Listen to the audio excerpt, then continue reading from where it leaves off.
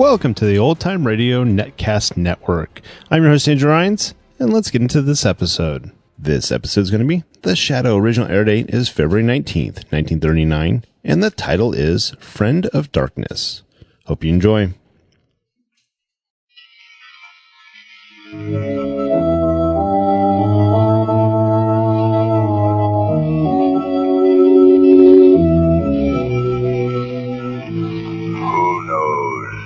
Evil lurks in the hearts of men. The Shadow knows.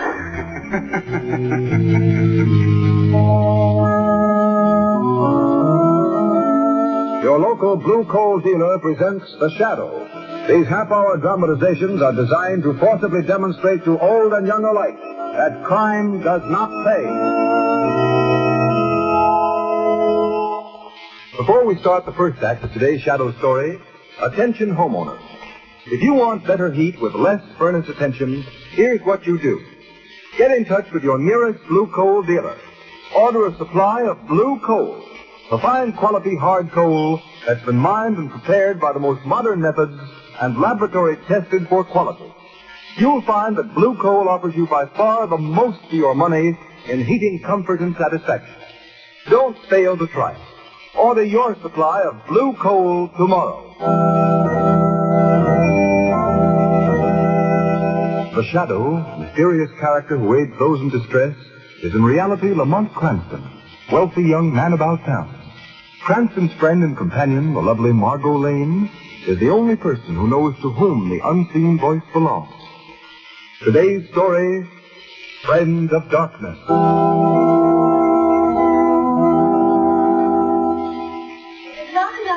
Ladies and gentlemen, give the blind no privileges. They hardly need that, and most would rather not have it. They would rather win an appreciation of their attainments and talents. When one faculty is denied us, nature compensates by developing others. To illustrate that point, I've invited here to my home a young man who has been blind from birth. I take pleasure now in presenting to you Mr. Peter Blair. And, oh yes, I want you to meet Peter's best friend, his guide and companion. Ladies and gentlemen, meet Rex. Peter is going to demonstrate how generously nature has compensated him for the loss of his sight. We'll need a couple of volunteers to help with this. Lamont Cranston, will you be a courageous soul and come up here in front of all these nice people? All right, Margot. I hope I'm not going to be sawed in half or anything like that. No, Lamont, it's usually a woman that's sawed in half. Right. Now, we need one more volunteer. Commissioner Weston, I know you're not afraid of a crowd. Would you be so kind? Gladly, Miss Lane, gladly. That's fine. Now that we have our volunteers, I turn the platform over to you, Peter. Thank you, Miss Lane.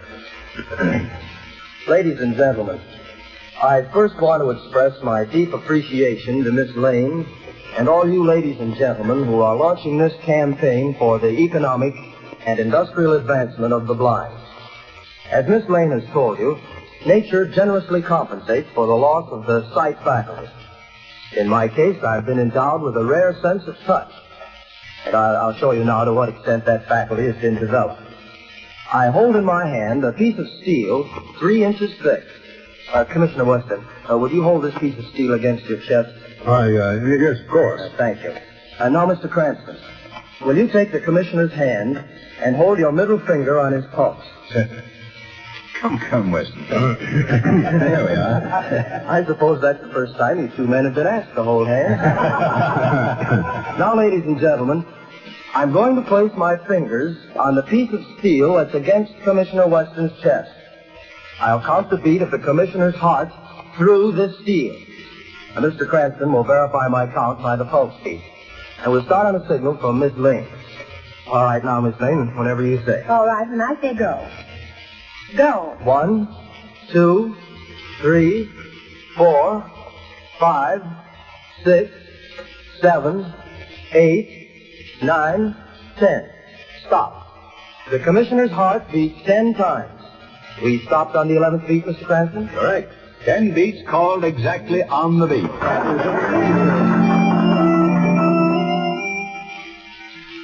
Where's the Skinner, Joe? He's out with that police dog Prince he bought, teaching him something, he says. I wonder what the Skinner has up his sleeve. He's been training that mutt for the past month. I don't get it.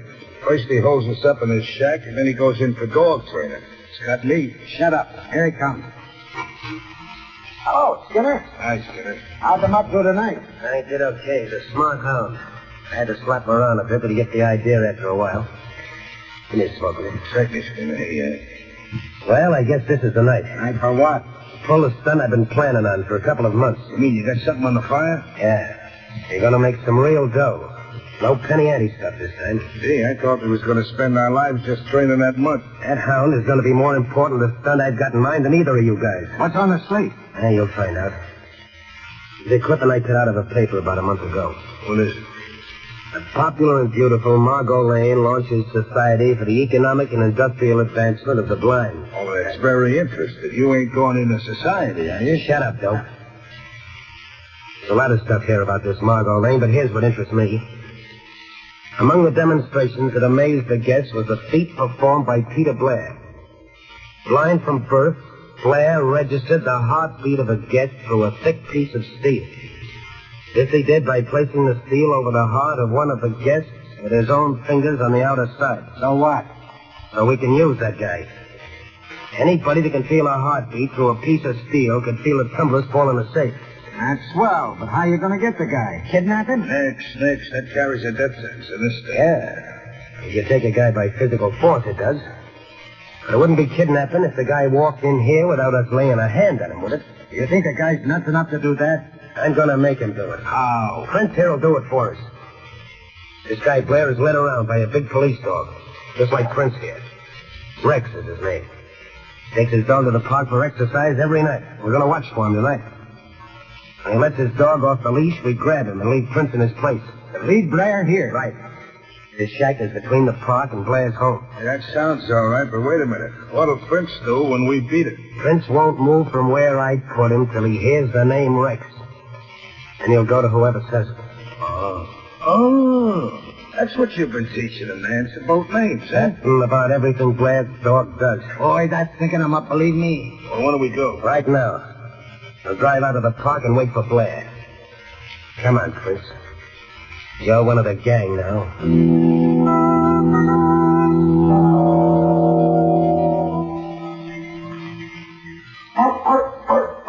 There's Peter Blair now, sitting on that bench over there. Is his dog running around? Yeah. Joe, let Prince out of the car. Right. This is where we make the switch. Okay. Come on, Prince. Now, as soon as we get Rex over here to the car, we'll trade dogs. Prince, speak. Speak. Hey, look. The other mutt stopped dead in his tracks. And now he's answering back. Here he comes. All right, Prince. All right, boy, do your stuff. Ready to grab Blair's dog, you guys? Come on, Seth. He won't get away. Hello, Rex. Nice, Rexy. Come here, boy. Oh, that's a good stuff. All right, fellas, grab and muzzle him. Got him, Skinner. In the car with a big snappy. Shut up. You'll find your boss in a little while. Okay, Skinner, we're all set. Dog's in the car. Right. Now lie down on the grass, Prince. That's it. Now stay put till Blair calls for Rex. No, boy. Down. That Prince ain't moving a muscle. Boy, you sure got in trained. Rex, time to go home. Come on, Rex. Look at Prince. You heard him call. Rex, over it. Say, look at Prince jump all over Blair. Like he knew him all his life. He'll never know it ain't Rex. Will you look at that? Prince is leading the guy right out of the park. Right out of the park and right into our hands.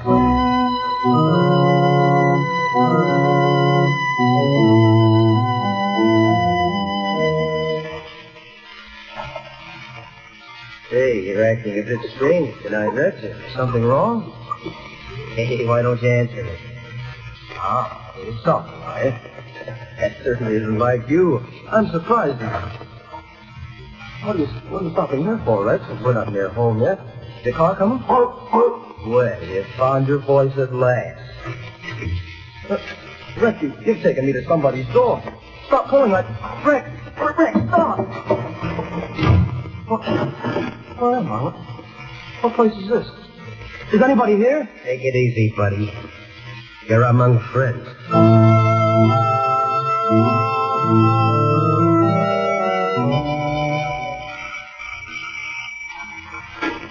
Margot, you're all excited. Something wrong? Oh, yes, Lamont.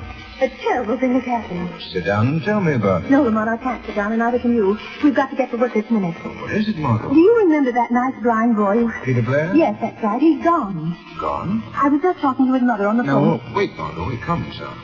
Now tell me, where has he gone? Well, I don't know. Nobody knows. He's disappeared. His dog with him. And when did this happen?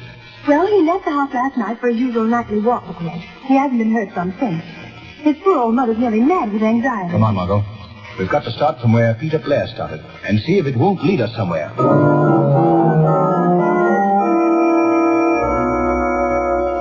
Now, take it easy, Blair. Nobody's going to hurt you. Oh, I don't care what you do with me. What have you done with my dog, Rex? He's okay for the time being.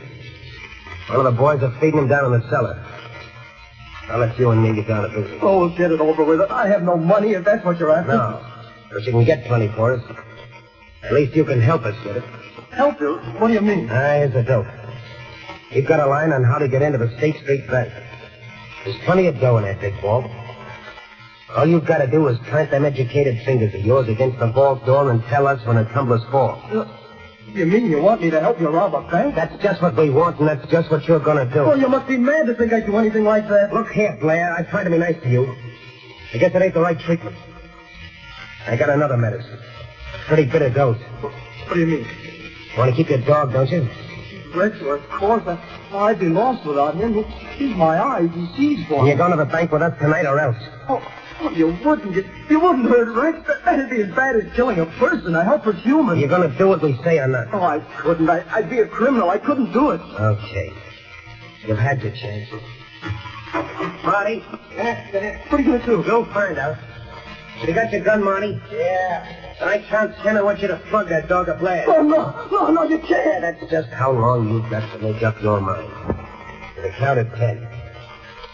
What? Oh, you wouldn't do that. You couldn't. 2, 3. No, Rex. 4. No. 5. Please, for God's sake. 6. 7. 8. Wait. All right. I'll do it.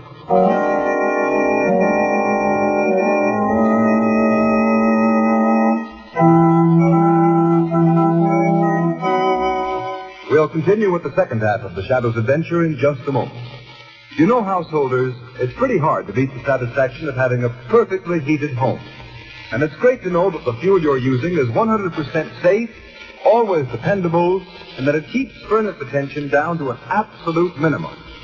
Now, that's exactly the kind of all-around heating comfort and satisfaction Blue Coal provides for thousands of American families every year. And if you haven't yet tried this superior quality fuel, don't put off a real treat. I can tell you that Blue Coal is America's finest hard coal, finest because it's mined from Pennsylvania's richest deposits. And then it's sized, screened, and prepared by the nation's largest hard coal producer, the Glen Alden Company. I can tell you, too, that each carload of Blue Coal undergoes a thorough laboratory test to ensure its quality before it leaves the yard. But if you'll just try Blue Coal and ask for it by name when you order your next fuel supply, then your heating problems will be over. For you'll find that Blue Coal requires less furnace attention, and your family will appreciate Blue Coal's steadier, more dependable heat. Just see if I'm not right. Call your nearest Blue Coal dealer tomorrow. His name is listed in the Where to Buy It section of your classified phone directory under the words Blue Coal.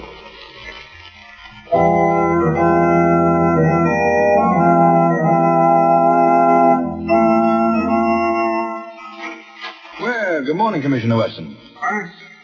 You must have ridden down here with a milkman. What are you doing around at this hour? I've been anxious to know what the police are doing about the disappearance of Peter Blair. Oh, you've got your fist in that now, huh? Very much so, Commissioner. What news have you? None. We've been dragging the river for his body all night, but we've found no trace yet. I don't expect you will. Why not? That's the most likely place to find him. How do you think he was drowned? Well, he was blind, wasn't he? He probably walked off the end of the pier. I'm afraid, Commissioner, you underestimate his dog. That animal would never leave Peter Blair near enough to fall into water. Well, and he might have jumped off, committed suicide. Well, what of the dog? Do you believe he also committed suicide? Certainly not. But if he saw his master go off the pier, he might follow him. That's likely what happened. The dog was drowned going after his master. I admit that such devotion is characteristic of dogs like Rex.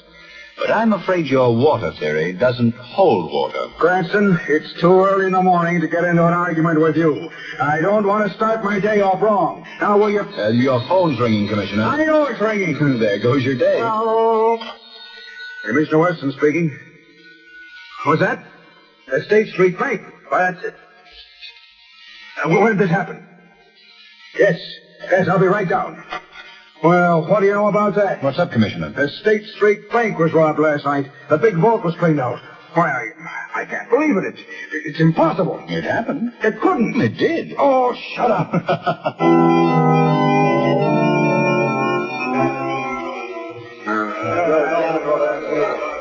Well, this vault was opened by a cracksman. He's the best one that ever lived.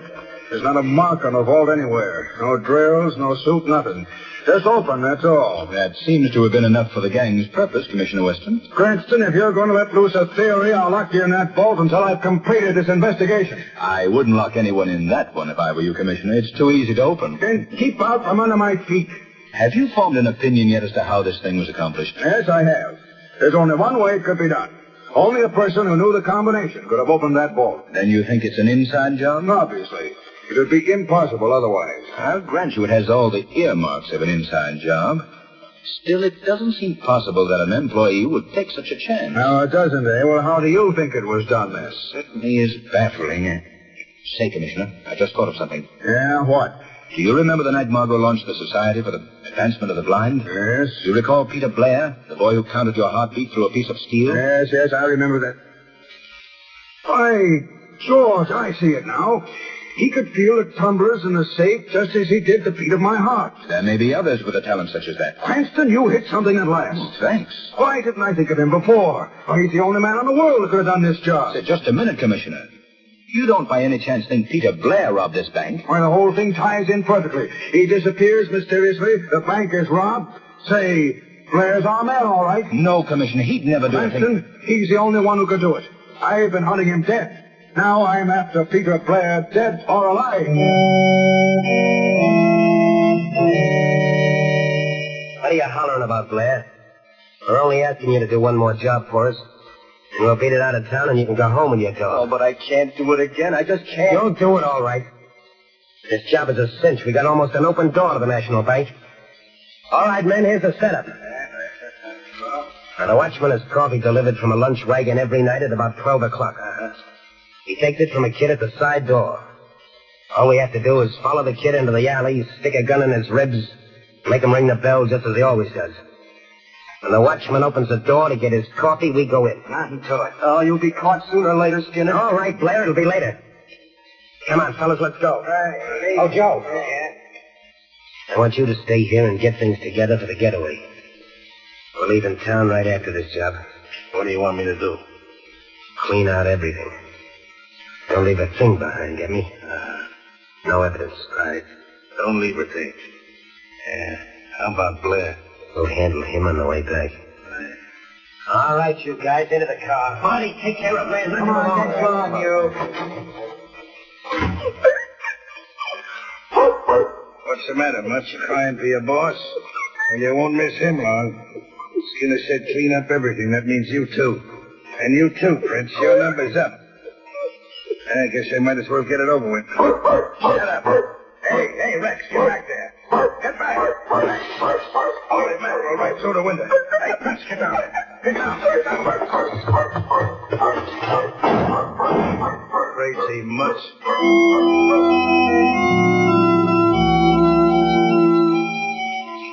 When did Rex get home, Mrs. Blair? Just a few minutes before I called you, Mr. Cranston, and he brought this other dog home with him. I see. Why, he's exactly like Rex. Same markings. No, boy, no. We're not talking about you. So, Mrs. Blair. Yes, Mr. Cranston. Have you noticed that this other dog responds when he hears the name Rex? Yes, he acts like Rex in every way. By George, I see it now, Mrs. Blair. This dog has been used as a substitute to lure your son away. What is it, Rex? What are you trying to tell me? Mr. Cranston Rex is pulling him toward the door. Yes. You keep the other dog here, Mrs. Blair. All right, Mr. Cranston. Margot. Margot. Yes, Lamont? Follow us in the car. All right, Rex, old boy. I think I understand.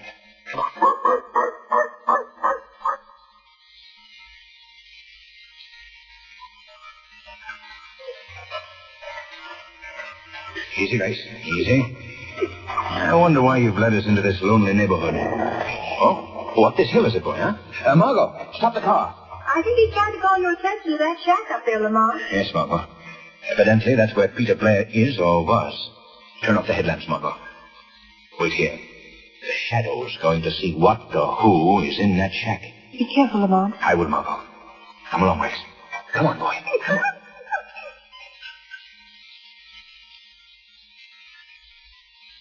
Somebody's in here, all right. Let's see.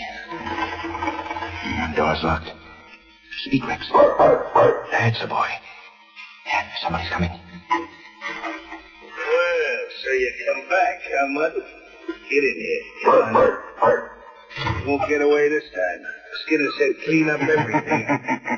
Hey, am I hearing things? So the Skinner told you to clear up everything, eh? What? What was that? I don't see nobody. Who laughed? I did. Who are you? I am the Shadow. Shadow? Guy nobody can see. Yes. Where is Peter Blair? I ain't telling you nothing. I'm getting out of here. Stay where you are. I'm getting out of here. I'll shoot my way out. Drop that gun. Drop that gun. Call him out. Let go his arm, Rex. What do you want from me? I want you to tell me where Peter Blair is. I'll tell you if you let me out of here. I won't bargain with you. I'm interested only in Peter Blair for the moment. All right. I ain't going to be the fall guy in this. Blair's with the Skinner. Where? They're robbing the National Bank right now.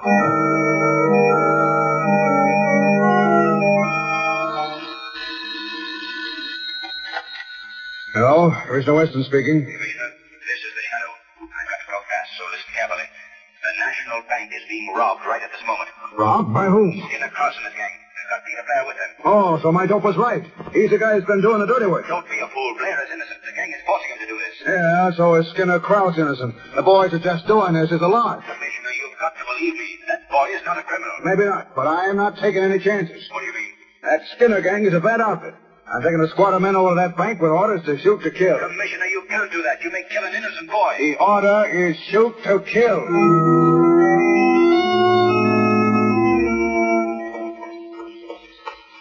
Margot, we've got to get to the National Bank before Western. What happened, Lamont? Peter Blair may be killed by the police. Hurry, Margot. Drive as fast as you can.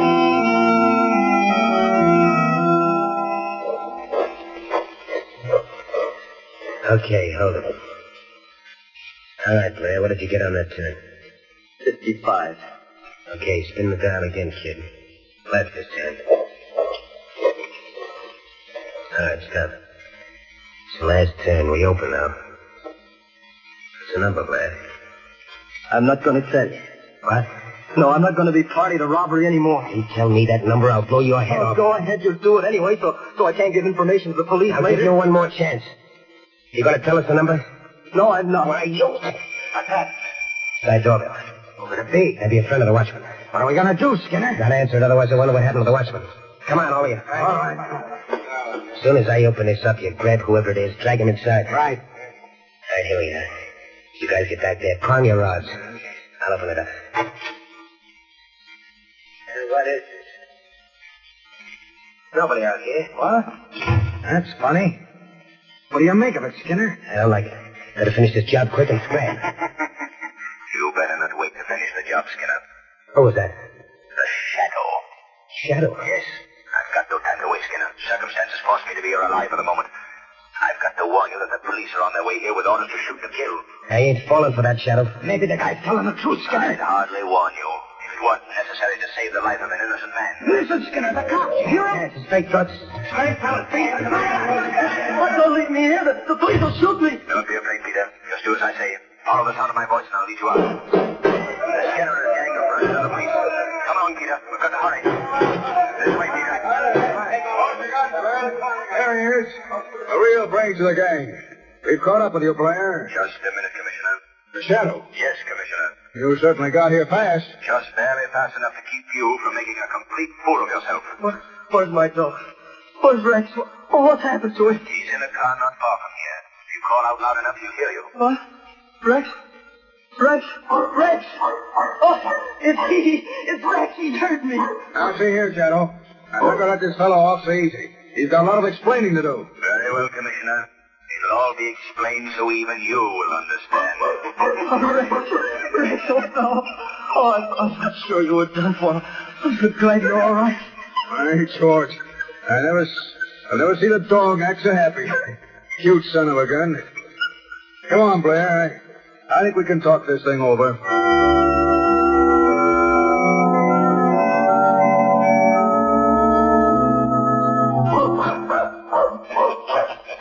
Well, you've got two fine animals now, Peter. You going to keep them both? No, Mr. Cranston. I'm going to give Prince to a sightless friend. You'd be a great companion for him. No doubt about it. Look at Rex and Prince gobble that ice cream. I don't know how to thank you, Mr. Cranston, and you too, Miss Lane, for everything you've done for us. Don't mention it, Peter. I wish it were possible to thank our invisible friend, the Shadow, too. I'm sure he feels your gratitude, Peter. I'll wager that none of his exploits brought him more satisfaction than the apprehension of the Skinner and his gang. Men do terrible things, but the man is particularly depraved who would rob the sightless of a great and devoted friend, his dog.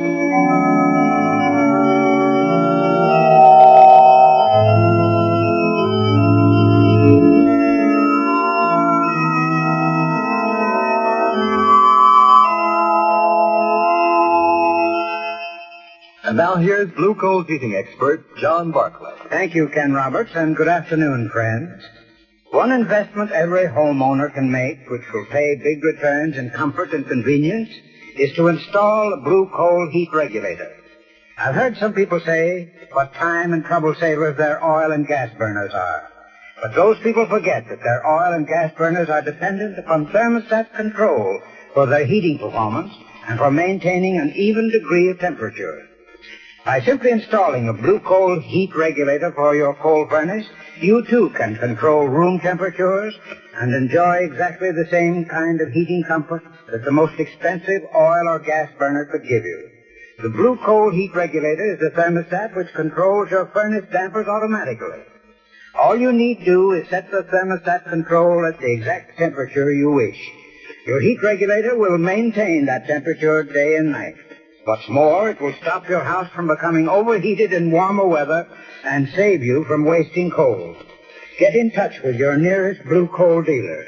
He'll be glad to show you how a Blue Coal heat regulator can pay for itself in the time, trouble, and amount of coal it saves you. I thank you.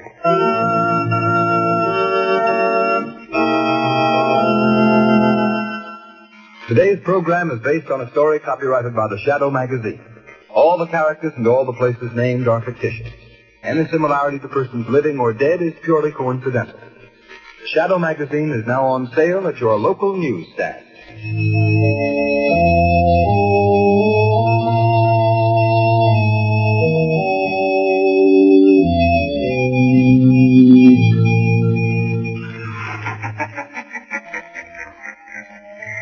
The weed of crime bears bitter fruit.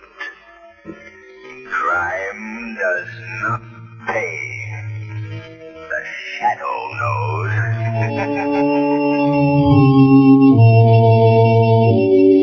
Next week, same time, same station, Blue Coal, America's finest anthracite, will again present another thrilling adventure of the Shadow.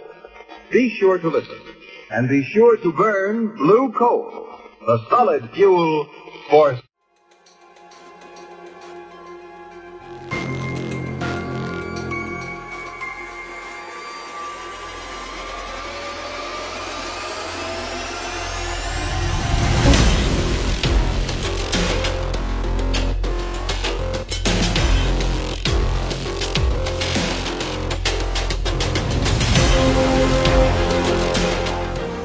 Welcome back. I hope you enjoyed this presentation from the Old Time Netcast Network. For more great shows, go to otnetcast.com. Don't forget to like and rate this episode in your favorite podcatching client. Follow this show on Facebook by going to otnetcast.com/Facebook. This episode is covered under the Attribution Non-Commercial ShareAlike copyright. For more information, go to otnetcast.com/copyright. Thanks again for listening, and I hope you have a great day.